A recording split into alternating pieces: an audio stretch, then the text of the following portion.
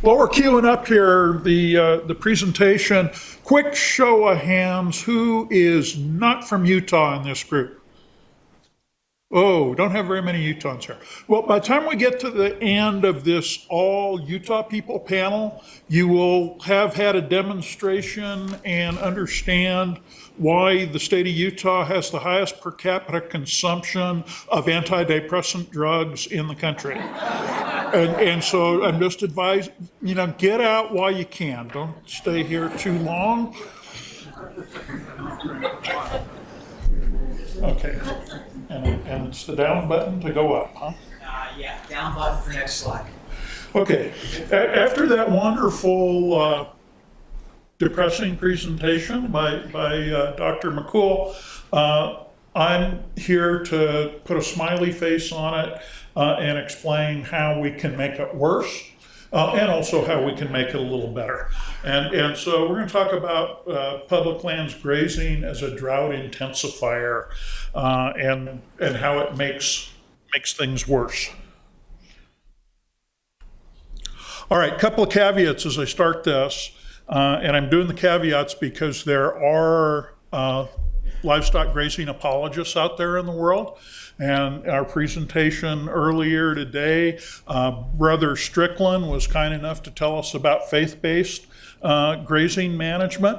That's a real thing, and the apologists, and that's some of the people in the agencies, some of the public lands grazing professors, they will promote their belief in the wonders of livestock grazing with no reason whatsoever, and they will defend it against all reason.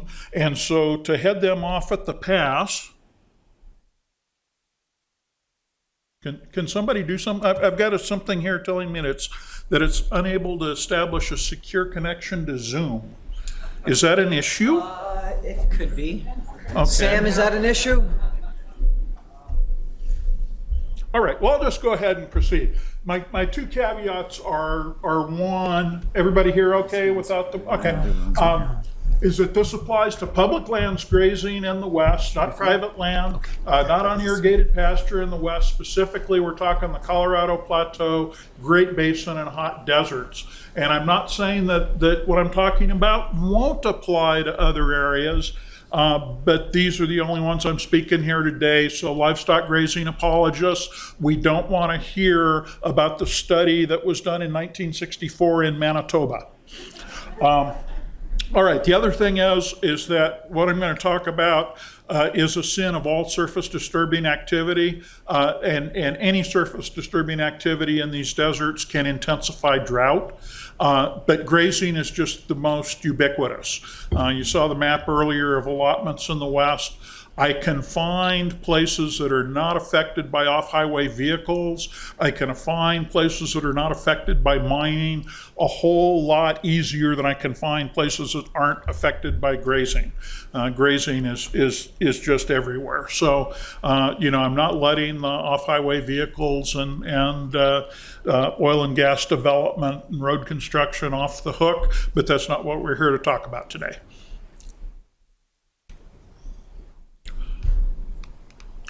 All right. Okay, drought. If we look at the dictionary definitions, and these are the three most common definitions, it all comes down to the same thing.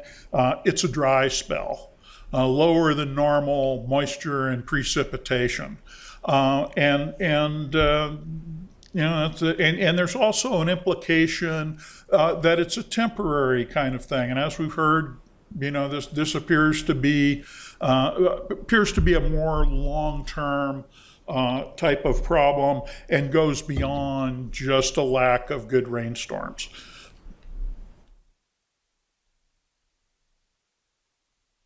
Okay, try this. Oh, I'm getting this Zoom message again. Oh, for crying out loud. Lucky you, huh? Lucky me. And I can't even advance to the next slide. Let's just use these arrows. Did you try that? What's that? This is just a touch screen. Oh, so okay, if we no, I do, haven't tried does that. that work, Dennis? We'll try that. Okay. Huh? Okay. I don't have, Oh, no, that just came back. So Sam, is there any reason why this internet Zoom screen keeps popping up? Ah, okay, all right. Sorry, folks. We'll get this figured out. Zoom's not even open.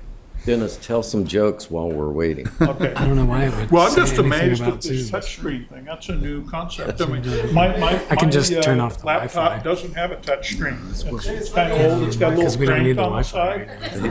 Ask you a question while we wait. Up on the Colorado Plateau, you got, those allotments have quite a bit of water, wetlands. Should be good now. They have headwater wet meadows. Yes. Yeah. Some of the others, so you're going to talk about both. The dry ones. Right. Yeah, no, and, we're talking about a large area, and there's obviously some variation across the landscape, in between Aspen, Colorado, and Mesquite, Nevada. Yeah. Or Yuma. Okay. How grazing intensifies drought. We've got direct on-site impacts, and keep in mind that I might be talking about some indirect impacts later on. But the direct impacts are we're removing live vegetation. We got reduced ground cover, including that live vegetation we're taking away, including litter. Everybody know what litter is in concept of livestock grazing? Okay, we aren't talking Bud Light cans. We're talking standing dead, lying down on the ground dead, leaves, twigs, that kind of thing. Soil compaction, breaking surface crusts, cryptobiotic crusts and frost heave crusts, which all have an effect. And we're decreasing the soil moisture available to plants. And in these intermountain desert environments, soil moisture is real important to you. If you're a plant, soil moisture and soil temperature is what you live on. And whether you live or die is largely going to be affected by soil moisture and soil temperature. And then also we have increased exposure to wind and water erosion. Okay, ground cover, and Dan kind of alluded to some of this. Ground cover is critically important.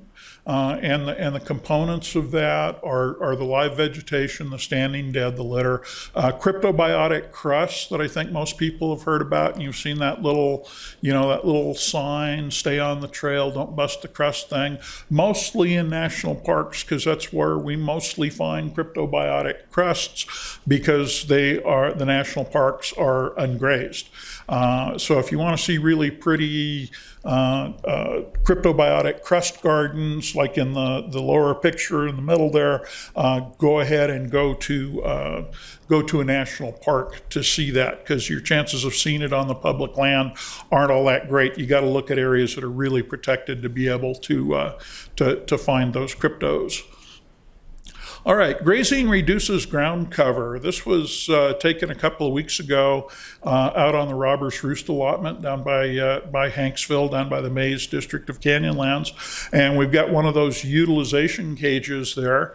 And you can see the amount of bare ground inside the cage, the amount of bare ground outside the cage. And right immediately around the cage, I will confess to the grazing apologists that, yeah, those are some of my footprints there, and I did some of the trampling and I'm contributing to the bare ground problem. But if you look beyond that, you can still see there's a lot of bare ground. And then the photograph on your right is a shot looking straight down into the utilization cage, and you can't see bare ground at all in there. So you can see the difference at cover. This is another example of an exclosure, and exclosures are great. Make it a point to visit these when you get the opportunity, and always advocate for making more of them. This is up on top of the San Rafael Swell, just off of Interstate 70. The photo on the left is inside the exclosure. Photo on the right is outside the exclosure, in the same soil, same vegetation type, so on and so forth. You can see the difference in ground cover there. Why we care about cover. It's really important for intercepting raindrop impact and arresting the energy of that raindrop coming down. A nice, juicy, but not overly large 3 millimeter raindrop hits the ground at about 9 meters per second, with 20 miles an hour more or less, about the speed of a rattlesnake strike or about the punch speed of a professional boxer. So it's hitting with quite a bit of force. And in the photo there, you can actually see your raindrop impact. And that's actually picking up and splashing soil out of the crater that was created. When we have cover, it intercepts and arrests some of that energy and keeps this movement. This movement you see in the photo, that's the very step one of water erosion. And so if we can slow that down, we're getting ahead of the game. Also, cover shades the soil from direct sunlight. People that have gardens that like to use mulch and that kind of thing, the value of putting that mulch down, which is basically, we'd call it litter if it were out on the open range. But what that does is, because it's shading, it's lowering the soil temperature, it's lowering the evaporation rate. You don't need to water as much when you mulch your tomato plants. And it also helps the soil retain moisture for longer. The other thing that it does is, and we don't think about it a whole lot, but it does reduce wind speed at the soil surface. If you've ever been walking in a dense forest and there's a howling windstorm going on, and you hear the wind ripping through the trees up above you, but you're in nice calm air, that's because those trees are acting as a windbreak. The vegetation on the range does very similar thing, only for very low, close to the ground wind speeds. So with lower wind speeds, there's lower evapotranspiration, and again, we're preserving soil moisture. And basically, we want cover because it holds snow on the site. When you look at areas, if you go look at those exposures in the wintertime, they will hold snow for several days longer than the grazed areas outside, sometimes longer than that, sometimes weeks longer. And so it's holding that snow, it's giving it a chance to melt, go into the ground where it can do some good. All right, we're also, by reducing cover, we're doing the inverse. We're increasing bare ground. Bare ground increases soil temperature, wind speeds increase, evapotranspiration increases, soil moisture decreases, we get more erosion, and reduces plant productivity, further decreasing cover. So the local drought effects get worse in your local area because you're removing the cover component, and that's something that we just don't want to do. I mean, the drought is bad enough. I mean, I feel bad. Dan told us how dire and bad the drought is, and now I'm up here telling us how to make it worse. So we don't want to do that. Trampling and soil compaction, same kind of things. The cryptobiotic crusts make cover and act like a sponge and slow down that water movement. We have a lot of soils that are higher clay content that frost heave in the wintertime, and so they puff up like popcorn, and it makes the top surface more friable, more porous, so the water can go in easier. First footstep, hoof print, whatever, after the last frost heave is gone, we now have a compacted surface layer. It can damage the root function by compacting soil around the roots of plants, and that's one of the things that affects the cottonwoods and the aspen, is not only eating them, but also the root compaction. And for the benefit of the apologists who will tell me I don't know what I'm talking about, I agree, on sandy soils, compaction is not a huge issue, so we don't need to worry about it. Compaction on sandy soils, we need to worry about the other things. Okay, but it also breaks up litter, reducing cover, and local drought effects get worse. All right. There's no sense in coming to a conference unless you can be more wonky when you leave. And so I want to take a moment divert from the presentation to talk about some wonkiness. Because if you can go out of this wonky, you can go into any discussion on grazing and you will sound very erudite in any discussion. Erudite, by the way, means really, really smart. So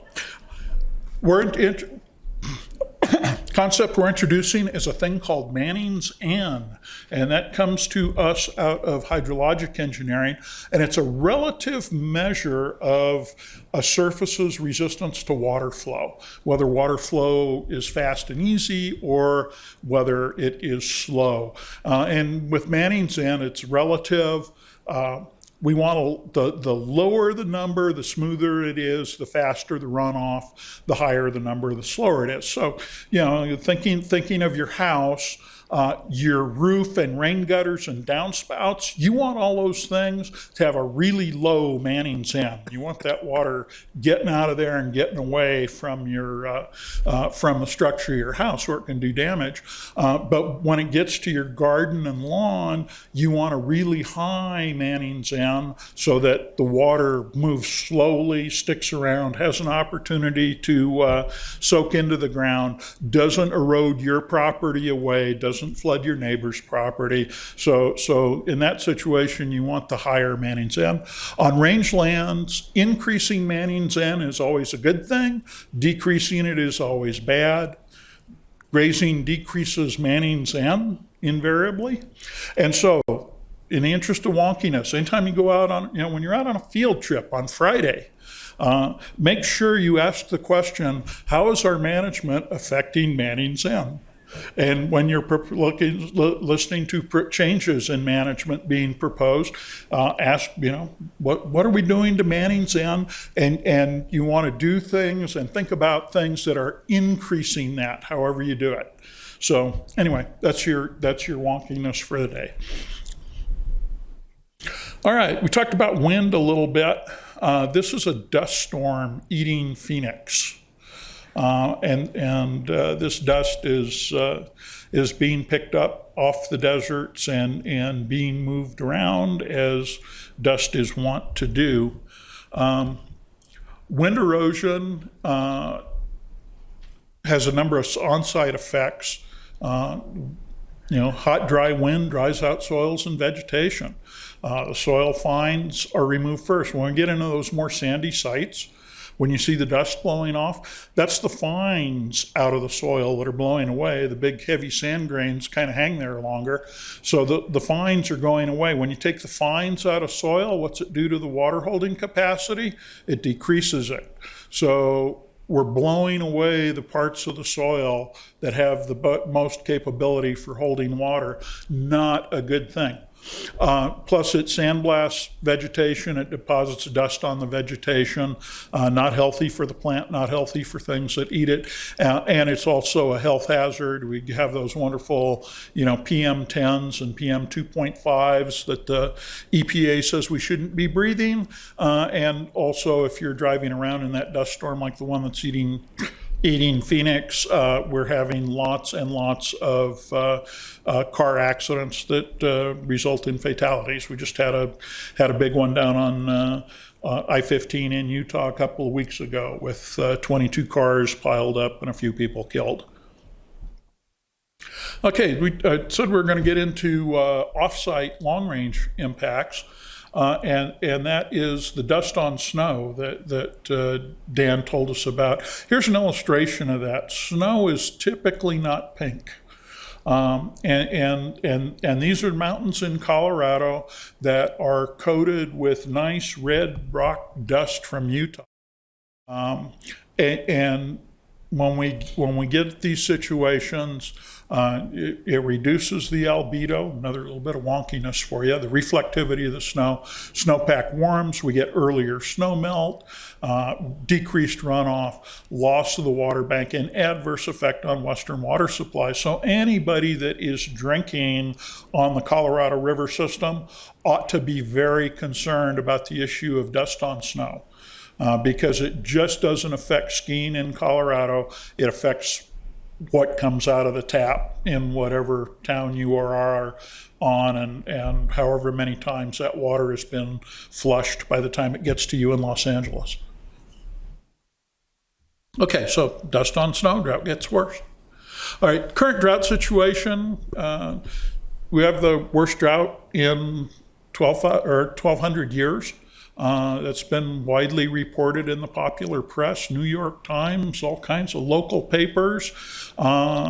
17 of the last 20 years of the Colorado Plateau have been in drought, and half of the last 20 in California have been in drought. So it's a widespread situation.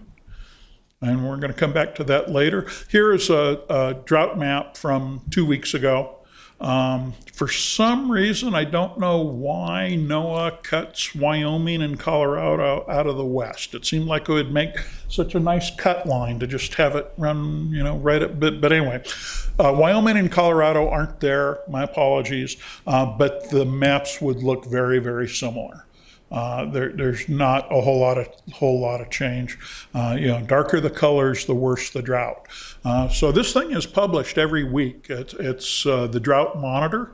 Do a search for the Drought Monitor, and you can check on drought conditions every week. Also, every week they update the outlook, and this is the outlook for May through August. And that color that you see most of the West in is drought is persisting. So, our outlook for coming out of drought is not very good, and we need to be looking more at the aridification, or as we've been calling it in part of the conference here, the great drying, because that's what it is. It's the great drying. It isn't just a little dry spell.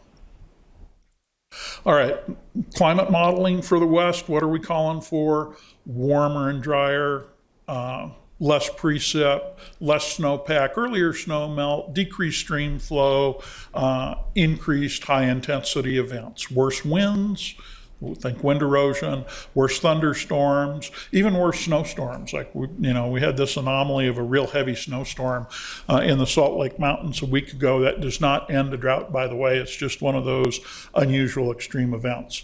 So, drought gets worse, becomes more normal. All right, so how have our public land agencies responded to drought? And even though it's been widely reported and in the New York Times and in all the local papers, somehow the management agencies, Forest Service, BLM, have not seemed to have gotten the memo. And seem largely unaware. They basically have not done much. The most I have seen done in the offices that I visit is a lot of them have sent the ranchers a letter and says, hey, things might be a little dry out there. You might want to think about adjusting your livestock numbers or adjusting your season a little bit, but no real follow up on any of that. And then surprisingly, when I meet with agencies, we hear things like, is there really a drought? Is climate change real? And there just seems to be a lack of curiosity and lack of awareness. And so that is what I want to finish up with is, as activists, it's real important that we all get into those local Forest Service and BLM offices, ask some real pointed questions about how they are responding to drought. I was on that trip in Robbers Roost, and the BLM management was saying that it was premature for the BLM to declare a drought. And I don't know why BLM needs to declare a drought, because we've got NOAA and other weather agencies to do that for us. But it was premature for them to declare a drought, so it was premature for them to talk about what they might want to do about the drought. So, just my advice is keep going in, keep asking those questions, ask to see how it is that they have responded to drought. And that's my presentation.